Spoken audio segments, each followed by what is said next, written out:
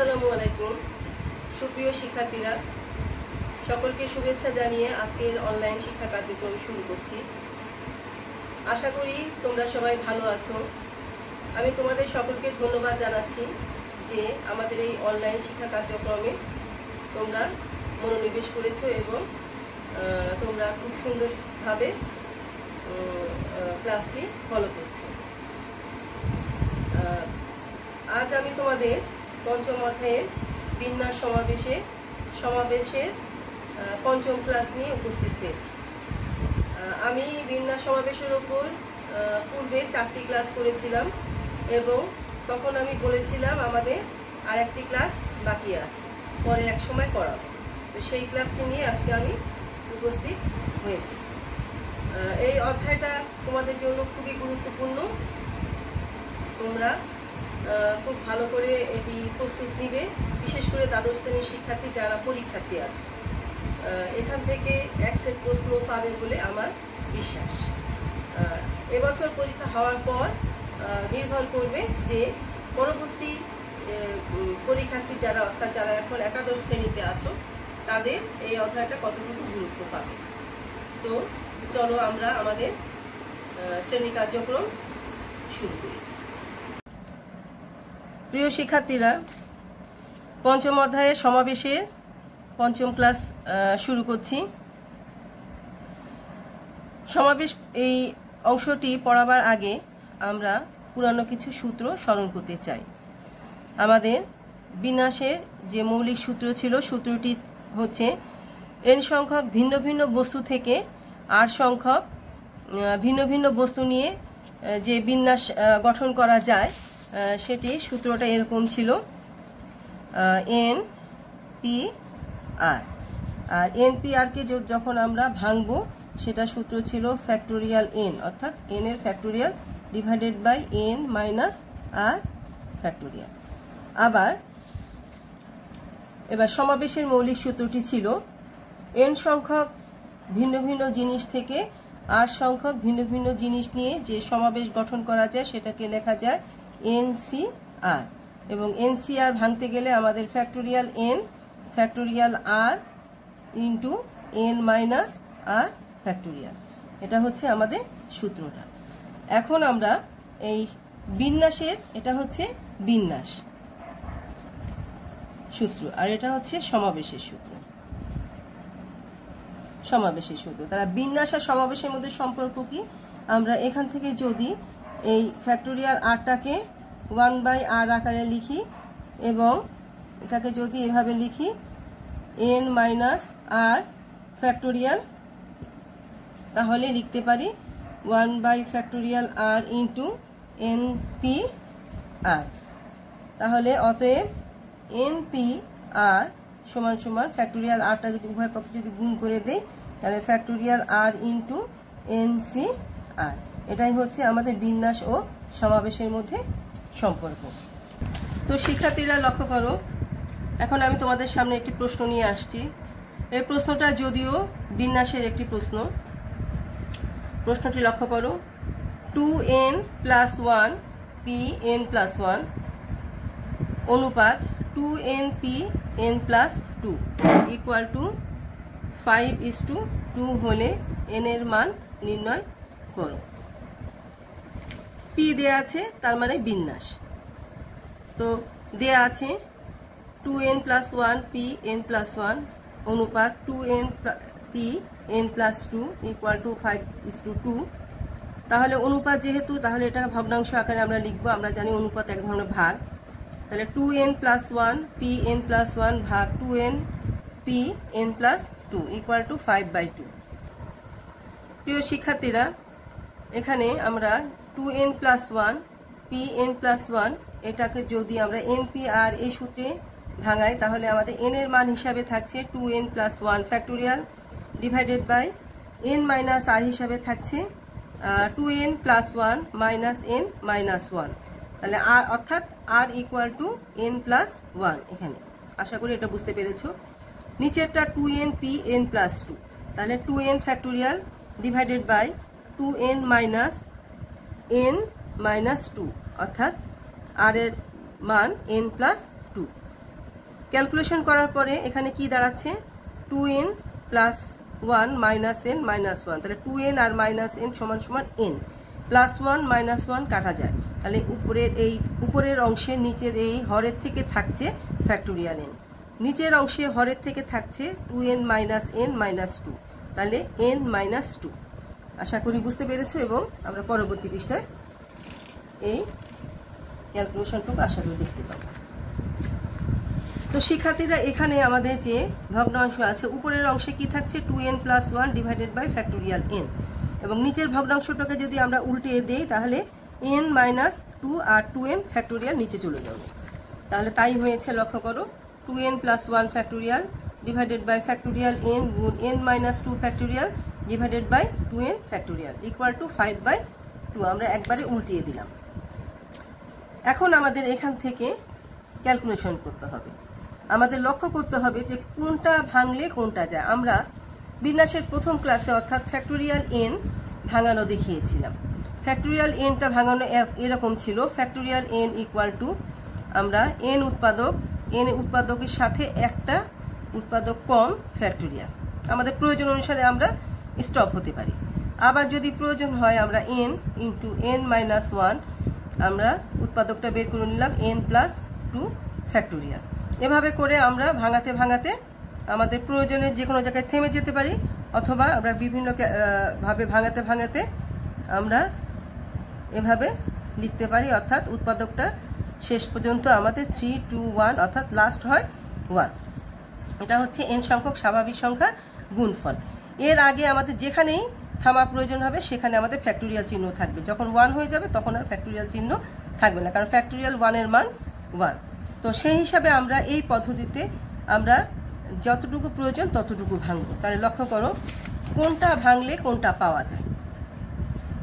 তো আমাদের এখানে 2n প্লাস 1 ফ্যাক্টোরিয়াল আছে, আর ফ্যাক্টোরিয়ালের n এর ক্ষেত্রে যে উৎপাদক একটা করে কমতে থাকে, তাহলে 2n প্লাস 1কে যদি আমরা ভাঙি তাহলে 2n plus 1 into 2n plus 1 minus 1 calculation করে থাকে 2n ফ্যাক্টোরিয়াল, নিচে একটা 2n ফ্যাক্টোরিয়াল আছে, আর এখানে আমাদের n ফ্যাক্টোরিয়াল আছে, উপরে এই জায়গায় আমাদের n মাইনাস 2 ফ্যাক্টোরিয়াল আছে। তাহলে ফ্যাক্টোরিয়াল n কে ভাঙালে আমরা n মাইনাস 2 ফ্যাক্টোরিয়াল পাবো। তাহলে ফ্যাক্টোরিয়াল n সমান সমান n into n minus 1 into n minus 2 factorial. এখানে আমাদের একটা n মাইনাস 2 ফ্যাক্টোরিয়াল আছে, তাহলে এই 2n ফ্যাক্টোরিয়াল আর 2n ফ্যাক্টোরিয়াল কাটা যায়, n minus 2 factorial n minus 2 factorial, অর্থাৎ ফ্যাক্টোরিয়াল যেগুলো আছে সেগুলো প্রত্যেকটা কাটা চলে যায়। কাটা চলে গিয়ে আমাদের যা থাকে 2n plus 1 divided by n into n minus 1 equal to 5/2। প্রিয় শিক্ষার্থীরা, এখন আমরা কোনাকুনি গুণ করব। তো উপরে আছে দেখো 2n প্লাস 1, নিচে আছে n ইন্টু n মাইনাস 1। তো আমরা এখানে n ইন্টু n মাইনাস 1 এটা গুণ করলে এখান থেকে আমরা n স্কোয়ার পাই, তাহলে এই অংশটা আমরা আগে রাখবো। তাহলে 5 গুণ n into n minus 1 equal two একবারে 2টা গুণ করে দেওয়া হয়েছে, 2 গুণ 2 সমান 4n প্লাস 2। তো এখানে ক্যালকুলেশন করলে 5n স্কোয়ার মাইনাস 5n, আমরা এই ডান পক্ষের অংশটা বাম পক্ষে নিয়ে আসছি, 4n মাইনাস 2 অর্থাৎ minus 4n minus 2 equal to 0। এখানে আমরা কিছু ক্যালকুলেশন করলে 5n square minus 9n minus 2 equal to 0। এবার আমাদের এটা উৎপাদকীয় বিশ্লেষণ করতে হবে, তাহলে উৎপাদকীয় বিশ্লেষণটা লক্ষ্য করো, 5n square minus 10n plus n minus 2 equal to 0। এখানে আশা করি তোমরা উৎপাদকটা বুঝতে পারছো। তো আমাদের ক্যালকুলেশন আগালে আমাদের উৎপাদকীয় বিশ্লেষণটা হয় হচ্ছে, এখান থেকে লক্ষ্য করো n মাইনাস 2 কমন নিলে n minus 2 into 5n plus 1 equal two 0। তো হয় n মাইনাস 2 ইকুয়াল টু 0 অথবা 5n প্লাস 1 ইকুয়াল টু 0। তাহলে n ইকুয়াল টু 2 অথবা n ইকুয়াল টু মাইনাস 1/5। প্রিয় শিক্ষার্থীরা, এখানে n এর মানটা হচ্ছে এটা বিন্যাস সমাবেশের ক্ষেত্রে n এর মানটা স্বাভাবিক সংখ্যার অন্তর্গত, তাই n এর মান ভগ্নাংশ হতে পারে না, তাই এটা লিখতে হবে। কিন্তু এখানে n ইকুয়াল টু মাইনাস 1/5 গ্রহণযোগ্য নয়, কারণ n এর মান ঋণাত্মক বা ভগ্নাংশ হতে পারে না। তাহলে একমাত্র n ইকুয়াল টু 2 হচ্ছে কাঙ্ক্ষিত ফলাফল। তাহলে n ইকুয়াল টু 2 আমাদের এটাই হচ্ছে উত্তর। আশা করি অঙ্কটা তোমরা বুঝতে পেরেছো। এই অঙ্কটা আমাদের একটি বোর্ড কোশ্চেন হিসাবে এসেছে। সিলেট বোর্ড 19-এ কোশ্চেন নাম্বার 3-এর ক এই প্রশ্নটা এসেছিল। এ ধরনের অন্যান্য যে প্রশ্নগুলো বোর্ডে এসেছে এর থেকে সহজ। আশা করি তোমরা বাকি প্রশ্নগুলো উত্তর করতে পারবে। এখন আমি তোমাদের একটি প্রশ্ন নিয়ে আসছি, খুবই চমৎকার একটি প্রশ্ন। লক্ষ্য করো প্রশ্নটা। 12 বাহু বিশিষ্ট একটি সমতলী ক্ষেত্রে কৌণিক বিন্দুর সংযোগ রেখা দ্বারা কতগুলো বিভিন্ন ত্রিভুজ গঠন করা যেতে পারে? এটা একটা অংশ। ক্ষেত্রটির কতগুলো কর্ণ আছে? তাহলে একটা সমতলী ক্ষেত্র আছে যেটার 12টি বাহু আছে। এখন এই 12টি বাহু যে সমতলী ক্ষেত্র তার কৌণিক বিন্দু নিশ্চয়ই 12টি আছে। যেমন একটি ত্রিভুজের বাহু থাকে 3টা, তাহলে কৌণিক বিন্দুও থাকে 3টা। চতুর্ভুজের বাহু থাকে 4টা, কৌণিক বিন্দু থাকে 4টা। তাহলে 12 বাহু বিশিষ্ট সমতলী ক্ষেত্রের কৌণিক বিন্দু 12টা থাকবে। এখান থেকে ত্রিভুজ গঠন করতে বলা হয়েছে। ত্রিভুজ গঠন করার জন্য আমাদের 3টি কৌণিক বিন্দু লাগবে। তারপরে বলা হয়েছে কতগুলো কর্ণ গঠন করা যায়। তাহলে সমাধান, 12 বাহু বিশিষ্ট একটি সমতলী ক্ষেত্রে 12টি কৌণিক বিন্দু আছে। এদের মধ্য হতে 3টি কৌণিক বিন্দু নিয়ে গঠিত ত্রিভুজ সংখ্যা 12C3 অর্থাৎ 12C3T। তাহলে এটা ক্যালকুলেশন করলে আমরা ক্যালকুলেটরে এটা হিসাব করতে পারি 220টি। এছাড়া এটা যদি আমরা ক্যালকুলেটর ছাড়াও হিসাব করি তাহলে NCR এর সূত্র ব্যবহার করে হিসাব করা যায়। আচ্ছা, তাহলে ত্রিভুজ সংখ্যা আমরা সহজেই পেয়ে গেলাম, 220টি ত্রিভুজ হবে। এবার আসো দ্বিতীয় অংশ, ক্ষেত্রটি কতগুলি কর্ণ আছে? প্রিয় শিক্ষার্থীরা, ত্রিভুজ আমরা জানি ত্রিভুজের কোনো কর্ণ নেই। কর্ণ শুরু হয় চতুর্ভুজের ক্ষেত্র থেকে। আমি একটু উদাহরণ দিয়ে বুঝাই। ধরো এখানে একটি চতুর্ভুজ আমি আঁকি। ধরো এরকম একটা, আমি যে কোনো একটা চতুর্ভুজ আঁকলাম, এটা একটা ট্রাপিজিয়াম টাইপের। তাহলে চতুর্ভুজে 1টা 2টা 3টা 4টা বাহু হলো এবং 4টা কৌণিক বিন্দু আছে। আর আরো দুটো রেখা আমরা পাই, 2টা কোণা যোগ করলে, এখানে 2টা কোণা যোগ করলে, তাহলে এই দুটো কোণা কি হচ্ছে? কর্ণ। শিক্ষার্থীরা, তাহলে বাহু হলো মানে মোট রেখা হলো কয়টা? 1 2 3 4 5 6, মোট 6টা রেখা কিন্তু হলো বা রেখাংশ হলো। কিন্তু আমাদের বাহু আছে 4টি চতুর্ভুজ বলে, আর কর্ণ আছে 2টি। তাহলে এখানে তোমরা হিসাব করে দেখো যে কি হচ্ছে চতুর্ভুজ এর আমরা যদি দুটো বিন্দু নিয়ে রেখা গঠন করি তাহলে 4C2 এটার ফলাফল হয় 6টি।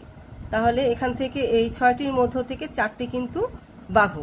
তাহলে আমরা যদি 6 থেকে 4 বাদ দেই তাহলে কর্ণের সংখ্যা পাওয়া যায় 2টি। তো এ ধরনের প্রতিটি অঙ্কে কর্ণ বের করার ক্ষেত্রে এই নিয়মটা ফলো করা হয়। তাহলে এখানেও ঠিক একইভাবে।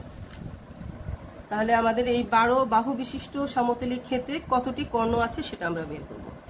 তাহলে দেখো, আবার কৌণিক বিন্দুগুলি হতে 2টি বিন্দুর সংযোগে প্রাপ্ত রেখাংশের সংখ্যা 12C2T। তাহলে মোট 66টি। এটা ক্যালকুলেটর হিসাব করলে আমরা পাই 66। এই 66 যে রেখাংশ পাবো তার মধ্যে 12টি হচ্ছে সমতলী ক্ষেত্রে বাহু বলেই দেয়া আছে প্রশ্ন। কিন্তু 66টি রেখাংশের মধ্যে 12টি রেখাংশ সমতলী ক্ষেত্রে বাহু এবং বাকি রেখাংশগুলো কর্ণ। অতএব নির্ণয় কর্ণের সংখ্যা 66 - 12T = 54টি। আশা করি এটা তোমরা বুঝতে পেরেছো। এ ধরনের অঙ্ক ঢাকা বোর্ড 17তে এসেছে, অর্থাৎ একটি পঞ্চভুজ দেওয়া ছিল তার কয়টি কর্ণ আছে এটা বের করতে বলা হয়েছে ঢাকা বোর্ড 17তে। প্রিয় শিক্ষার্থীরা, এবার আমি আর একটি প্রশ্ন নিয়ে আসছি এই প্রশ্নমালার।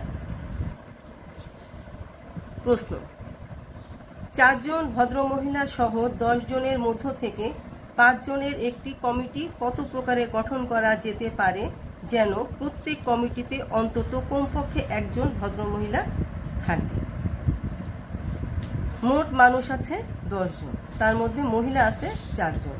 কমিটি গঠন করতে হবে 5 জনের এবং সেই কমিটিতে পক্ষে একজন বা অন্তত পক্ষে, আর কমপক্ষে একই কথা, অন্তত একজন মহিলা থাকবে, এটাই হচ্ছে শর্ত। তো লক্ষ্য করো সমাধান, এটা ঢাকা 16তে এই প্রশ্নটা আসছিল, এছাড়া অন্যান্য অনেক বোর্ডে এসেছে। এ ধরনের প্রশ্ন তোমাদের জন্য খুবই গুরুত্বপূর্ণ। সমাধান, এখানে 10 জন ব্যক্তির মধ্য হতে 4 জন মহিলা এবং অন্যান্য ব্যক্তি 6 জন, এদের মধ্যে 5 জনের কমিটি গঠন করতে হবে যেখানে অন্ততপক্ষে একজন ভদ্রমহিলা থাকবে। অতএব কমিটি গঠনের উপায় নিম্নরূপ। প্রিয় শিক্ষার্থীরা, যেহেতু এখানে শর্ত বলা আছে অন্তত একজন ভদ্রমহিলা থাকবে, এ ধরনের অঙ্কে তোমরা সবসময় শর্ত দিয়ে অঙ্কটি শুরু করবে, তাহলে তোমাদের কোনো রকম অসুবিধে হবে না। তাহলে আমি এখানে লক্ষ্য করো যে কমিটি তো বিভিন্ন ধরনের হতে পারে, তো সব অন্তত পক্ষে একজন মহিলা থাকবে, এটাই হচ্ছে আমাদের এই প্রশ্নের শর্ত। তাহলে ভদ্রমহিলা 4 জন, অন্যান্য 6 জন, কমিটি গঠনের উপায়। তাহলে ভদ্রমহিলা 4 জন থেকে আমরা প্রথম অন্তত পক্ষে একজন, এখানে একজন লিখলাম। তাহলে কমিটির মধ্যে মোট সদস্য সংখ্যা হবে 5 জন। তাহলে একজন যদি মহিলা নেওয়া হয় তাহলে অন্যান্য সদস্য থেকে নিতে হবে 4 জন, তাহলে মোট হবে এখানে 5 জন। তাহলে কমিটি গঠনের উপায়, 4 জন মহিলা থেকে একজন মহিলা বাছাই করা হচ্ছে 4C1 উপায়, এবং 6 জন অন্যান্য লোক থেকে 4 জন নির্বাচন করা হচ্ছে 6C4 উপায়। তাহলে এখান থেকে আমরা পাই 60, অর্থাৎ 60টি উপায়। ভদ্রমহিলা 4 জন থেকে যদি 2 জন আমরা নেই তাহলে অন্যান্য ব্যক্তি থেকে 3 জন নিতে হবে, তাহলে সদস্য 5 জন হবে। তাহলে কমিটি গঠনের উপায় 4C2, অর্থাৎ 4 জন থেকে 2 জন এবং অন্যান্য 6 জন থেকে 3 জন, 6C3। তাহলে এটা কি হচ্ছে 120টি উপায়। কমিটির মধ্যে যদি মহিলা থাকে 3 জন তাহলে অন্যান্য ব্যক্তি হবে 2 জন, তাহলে মোট 5 জন হবে। সেটা গঠন করার উপায় হচ্ছে 4C3 গুণ 6C2, 6 জন থেকে 2 জন। এটা এই ক্ষেত্রে আমরা মানে কমিটির উপায় পাই 60 উপায়। আমাদের ভদ্র মহিলা ছিল সর্বোচ্চ 4 জন, তাহলে 4 জনকে যদি আমরা কমিটির মধ্যে রাখি তাহলে অন্যান্য ব্যক্তিদের মধ্য থেকে নিতে হবে একজন, তাহলে মোট 5 জন হবে। তাহলে 4 জন থেকে 4 জন, 6 জন থেকে একজন, তাহলে এই ক্ষেত্রে আমরা উপায় পাই 6টি। তাহলে মোট কমিটির সংখ্যা বা কমিটি গঠনের উপায় কয়টা হবে? 60 যোগ 120 যোগ 60 যোগ 6, তাহলে মোট 246টি উপায় কমিটি গঠনের।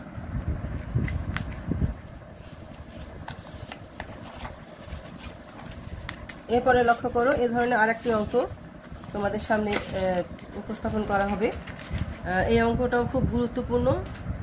এটি দেখা গেছে যে বেশ কয়েকটি বোর্ডেও এসেছে এ ধরনের অঙ্ক সৃজনশীল পদ্ধতিতে, আবার বিভিন্ন টেস্ট পরীক্ষার প্রশ্নেও এই কোশ্চেনটা পাওয়া গিয়েছে। এ ধরনের প্রশ্নটা আমরা পড়ছি। 14 জন খেলোয়াড়ের মধ্যে 5 জন বল করতে পারে এবং 2 জন উইকেট রক্ষা করতে পারে। অন্তত একজন উইকেট রক্ষক এবং 3 জন বোলার নিয়ে কত প্রকারে 11 জনের একটি ক্রিকেট দল গঠন করা যেতে পারে? শিক্ষার্থীরা, তোমরা সবাই ক্রিকেট ভালোবাসো। তোমরা জানো যে একটি ক্রিকেটের টিম গঠন করতে গেলে বা ক্রিকেটের দল গঠন করতে গেলে 11 জন সদস্য প্রয়োজন। এখানে 14 জন খেলোয়াড় নির্বাচন করা আছে, তাদের মধ্যে 5 জন বল করতে পারে, অর্থাৎ বোলার 5 জন এবং 2 জন উইকেট রক্ষা করতে পারে, আর বাকি অন্যান্য সদস্য তাহলে 7 জন। এদের মধ্য থেকে আমাদের 11 জনের একটি দল গঠন করতে হবে। মোট খেলোয়াড় 14 জন, এদের মধ্যে বোলার 5 জন, উইকেট রক্ষক 2 জন এবং অন্যান্য খেলোয়াড় 7 জন। 11 জনের ক্রিকেট দল গঠনের উপায় নিম্নরূপ। বোলার 5 জন, উইকেট রক্ষক 2 জন, অন্যান্য খেলোয়াড় 7 জন, ক্রিকেট দল গঠনের উপায়। আমি আগেই বলেছি এ ধরনের অঙ্কে যে শর্ত দেওয়া থাকবে সেই শর্তটা আগে ফুলফিল করার চেষ্টা করবে। আমাদের বলেছে যে বোলার থাকবে 3 জন আর উইকেট রক্ষক থাকবে 1 জন, কমপক্ষে, অন্তত মানে কমপক্ষে, অর্থাৎ সবচেয়ে কম এটা থাকতেই হবে। এর বেশি থাকতে পারে। তাহলে সেইভাবে আমরা লিখেছি 3 জন বোলার, উইকেট রক্ষক 1 জন।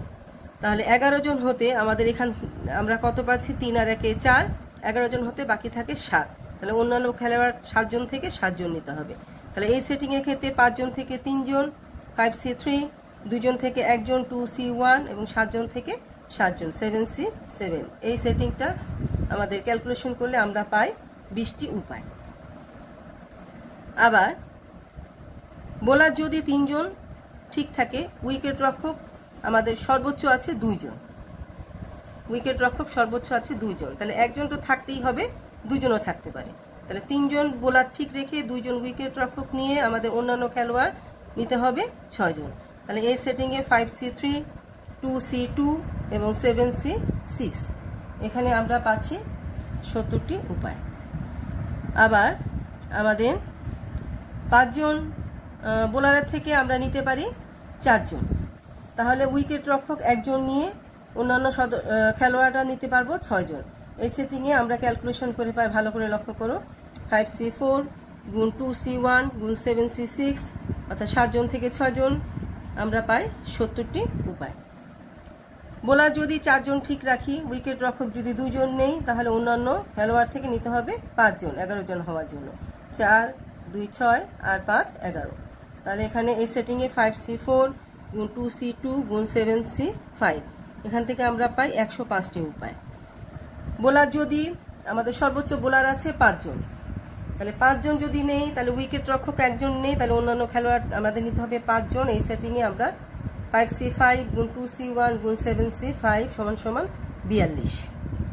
আমরা যদি বোলার 5 জন রেখে উইকেট রক্ষক 2 জন নেই, তাহলে অন্যান্য খেলোয়াড় নিতে হবে 4 জন। এই সেটিংয়ে আমরা 5C5, 2C2 এবং 7C4 এই সেটিংটা আমরা পাচ্ছি 35টি উপায়। তাহলে মোট ক্রিকেট দল গঠনের মোট উপায় আমাদের এই সংখ্যাগুলো যোগ করতে হবে। তাহলে 20 যোগ 70 যোগ 70 যোগ 105 যোগ 42 যোগ 35 আমরা পাচ্ছি 342। তাহলে মোট 342টি উপায়ে এই 11 জনের এক ক্রিকেট দল গঠন করা যেতে পারে। এই ধরনের অঙ্ক খুবই গুরুত্বপূর্ণ এবং আসলে আশা করি তোমরা করতে পারবে। এবার আসো আর একটু ভিন্ন ধর্মী একটি অঙ্ক আনছি, খুব মনোযোগ সহকারে লক্ষ্য করো। প্রশ্ন: 9 জন শিক্ষার্থীর একটি দল 2টি যানবাহনে ভ্রমণ করবে, যার একটিতে 7 জনের বেশি এবং অন্যটিতে 4 জনের বেশি ধরে না। দলটি কত প্রকারে ভ্রমণ করতে পারবে? মনে করো তোমার প্রতিষ্ঠান থেকে তোমরা 9 জনের একটি দল কোথাও কোনো প্রতিযোগিতা করতে যাচ্ছ। গাড়ি নেওয়া হলো 2টো, তাহলে সেখানে 2টো গাড়ির মধ্যে একটি গাড়িতে সিট আছে 7টি এবং আরেকটি গাড়িতে সিট আছে 4টি। তাহলে তোমরা কিভাবে যাবে? 9 জনের একটি দল, সেই ব্যাপারটা এখানে আমাদের আলোচনার বিষয়। পূর্বের অঙ্কগুলোতে আমাদের মানুষের মধ্যেই ভিন্নতা ছিল, কোথাও ছিল মহিলা, কিছু মহিলা, আবার কিছু অন্যান্য ব্যক্তি। আবার আমরা দ্বিতীয় অঙ্কটা করলাম, এখানেও মানুষের মধ্যে সকলেই মানুষ, কিন্তু কেউ ছিল বোলার, কেউ ছিল উইকেট রক্ষক, কেউ ছিল অন্যান্য প্লেয়ার, তাদের মধ্যে একটা ক্লাসিফিকেশন হচ্ছিল। এখানে ভিন্নতা যানবাহনের মধ্যে, ব্যক্তি কিন্তু শিক্ষার্থী যারা মানুষ তারা সবাই একই, ক্লাসিফিকেশনটা হচ্ছে 2টা গাড়ির ভিতরে। তাহলে এখানে লক্ষ্য করো, তাই আমাদের ক্যালকুলেশনটা একটু ভিন্নতা। 9 জন শিক্ষার্থীর দলটি 2টি যানবাহনে ভ্রমণের উপায় নিম্নরূপ। প্রথম যানবাহনে 7 জন যেতে পারে, দ্বিতীয় যানবাহনে 4 জন যেতে পারে। ভ্রমণের উপায়: প্রথম যানবাহনে 9 জন থেকে যদি আমরা 7 জনকে বসানোর পরে আমাদের অবশিষ্ট শিক্ষার্থী থাকে 2 জন। 2 জন শিক্ষার্থী 2 জনই আমাদের দ্বিতীয় যানবাহনে যেতে পারবে, ওখানে সিট আছে 4টি, অর্থাৎ 4 জন যেতে পারে। তাহলে এই ক্ষেত্রে আমাদের ভ্রমণের উপায় 9 জন ব্যক্তি থেকে, অর্থাৎ 9 জন শিক্ষার্থী থেকে 7 জন যাবে প্রথম গাড়িতে এবং অবশিষ্ট 2 জন শিক্ষার্থী দ্বিতীয় গাড়িতে, তারা 2C2 উপায়ে যাবে। এই ক্ষেত্রে আমাদের ভ্রমণের উপায় হচ্ছে 36। প্রথম গাড়িতে যদি 6 জনকে আমরা বসাই, তাহলে দ্বিতীয় গাড়িতে আমাদের 3 জন যেতে পারে। তাহলে 9 জন থেকে 6 জন যাবে এবং অবশিষ্ট 3 জন থাকবে, 3 জনই দ্বিতীয় গাড়িতে যাবে। সেই ক্ষেত্রে আমাদের ভ্রমণের উপায় হচ্ছে 84 বা 84। 9 জন থেকে যদি প্রথম গাড়িতে আমরা 5 জন বসাই, বসানোর পর অবশিষ্ট থাকে 4 জন, 4 জন দ্বিতীয় গাড়িতে আমাদের সর্বোচ্চ 4টি সিটই থাকবে বা 4 জন বসতে পারবে, 4 জনই দ্বিতীয় গাড়িতে যাবে। সেই ক্ষেত্রে 9 জন থেকে 5 জন প্রথম গাড়িতে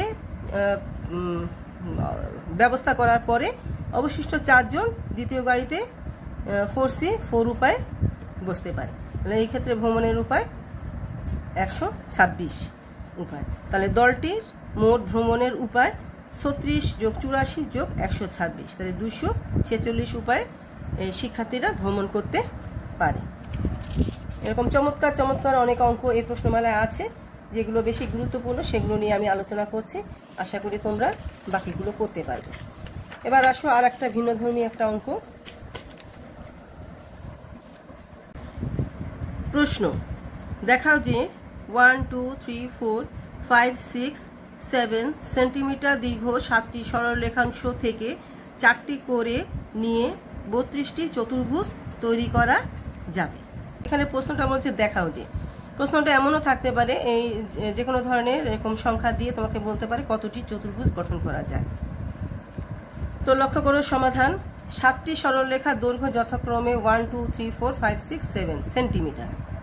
একটি চতুর্ভুজ গঠন করার জন্য 4টি সরলরেখা প্রয়োজন, এটা আমরা সবাই জানি। অতএব 7টি সরলরেখা থেকে 4টি সরলরেখা বাছাইয়ের উপায় 7C4 = 35। কিন্তু চতুর্ভুজের যে কোনো 3টি বাহুর সমষ্টি চতুর্থ বাহু অপেক্ষা বৃহত্তর হতে হবে। চতুর্ভুজ গঠনের শর্ত এটা। অর্থাৎ এখানে ব্যাপারটা এরকম যে চতুর্ভুজের জন্য যে 4টি বাহু নির্বাচন করা থাকবে, সে 4টি বাহুর মধ্যে সবচেয়ে ছোট পরিমাপ যেগুলো ধারাবাহিকভাবে তাদের যোগ করে সর্বোচ্চ পরিমাপের থেকে তাদের যোগফলটা বড় হতে হবে। কথাটা এভাবে বলা হয়। তাহলে সেই ক্ষেত্রে আমরা দেখতে পাচ্ছি নিম্নোক্ত ক্ষেত্রে চতুর্ভুজ গঠিত হবে না। কোন কোন ক্ষেত্রে? এই সেটিং থেকে যদি 1 2 3 এবং 6 এই 4টা বাহু এই পরিমাপের বাহু নেওয়া হয়, তাহলে এটা চতুর্ভুজ গঠন হবে না। কারণ কি? 1 + 2 + 3 এটা হয় 6, আর আমাদের চতুর্থ বাহু আছে কি 6, তাহলে এটা সমান সমান হলে চতুর্ভুজ গঠন করা যাবে না, মানে চতুর্ভুজ আঁকাই যাবে না। 2 নাম্বার 1 2 3 7 সেন্টিমিটার, কারণ 1 + 2 + 3 এটা সমান 6 হয়, এবং 6টা কি আমাদের 3টা ফলাফল 6, এই চতুর্থ বাহু থেকে ফলাফলটা ছোট, কিন্তু ফলাফলটা কি হতে হবে? বড় হতে হবে। আবার 1 2 4 6 এই সেন্টিমিটারের বাহুগুলো চতুর্ভুজ গঠন করা যাবে না, কারণ 1 + 2 + 4 সমান কত হয়? 7, এবং চতুর্থ বাহুর পরিমাপ হচ্ছে 7, অর্থাৎ সমান। তাহলে এই 3টা ক্ষেত্রে আমাদের চতুর্ভুজ গঠন করা যাবে না। তাহলে অর্থাৎ উপরোক্ত 3টি ক্ষেত্রে আমাদের চতুর্ভুজ গঠিত হবে না। নির্ণয় চতুর্ভুজের সংখ্যা 35, যেখানে যেটা সম্ভাব্য সংখ্যা বের করে রাখা হয়েছিল সেটা থেকে আমাদের যেগুলো এই শর্ত বহির্ভূত সেগুলো বাদ দিলে আমাদের চতুর্ভুজ গঠনের সংখ্যা হয় 32। অর্থাৎ এই 32টি চতুর্ভুজ পাবো আমরা এই যে পরিমাপ দেওয়া আছে বাহুগুলোর, সেই বাহুগুলো থেকে 4টি করে বাহু নিয়ে আমরা মোট 32টি চতুর্ভুজ গঠন করতে পারবো। আশা করি তোমরা প্রমাণটা বুঝতে পেরেছ এবং প্রমাণিত। শিক্ষার্থীরা, আজ আমি পঞ্চম অধ্যায়ে যতটুকু ইম্পর্টেন্ট আলোচনা আছে সকলগুলো মোটামুটি শেষ করলাম। আশা করি এখানকার যে কোনো ধরনের প্রশ্ন আসলে তোমরা সেটা উত্তর করতে পারবে। অধ্যায়টা অত্যধিক গুরুত্বপূর্ণ, তোমরা মনোযোগ সহকারে পড়বে। এরপরেও যদি তোমাদের কোনো সমস্যা থাকে তাহলে আমার সাথে মোবাইলে অথবা মেসেঞ্জারে যোগাযোগ করবে। সবাইকে শুভেচ্ছা জানিয়ে আজকের কার্যক্রম আমি সমাপ্ত করছি।